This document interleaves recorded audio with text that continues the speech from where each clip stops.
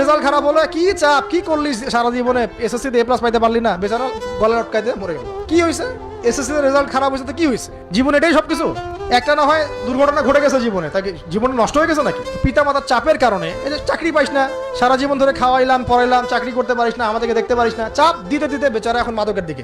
পরিবারের চাপ নিতে পারে না, ওই যে মাদকের কাছে গিয়ে শান্তি খুঁজতেছে, তারপর ওই যে পতিতালয়ে গিয়ে শান্তি খুঁজতেছে, গার্লফ্রেন্ডের কাছে শান্তি খুঁজতেছে। তো পরিবার থেকে চাপের এই সংস্কৃতি বন্ধ করতে হবে। পরিবারের সন্তানদেরও পিতা মাতাকে চাপ দেওয়া উচিত নয়, পিতা মাতার উচিত নয় সন্তানকে চাপ দেওয়া, বরং তার প্রতিভাটাকে ফাইন্ড আউট করে আপনি বিচক্ষণ বাবা হিসেবে আপনি দেখবেন যে তার প্রতিভা কোন দিকে আছে, সেদিকে আপনি তাকে নিয়ে যান। আপনার সন্তানকে আল্লাহ পাক নির্দিষ্ট একটা প্রতিভা দিয়ে পাঠাবেন, হয় সে ভালো লিখতে পারবে, না হলে ভালো বলবে, না হলে ভালো খেলবে, না হলে কিছু একটা ভালো চিন্তা করবে, ভালো আর্ট করবে।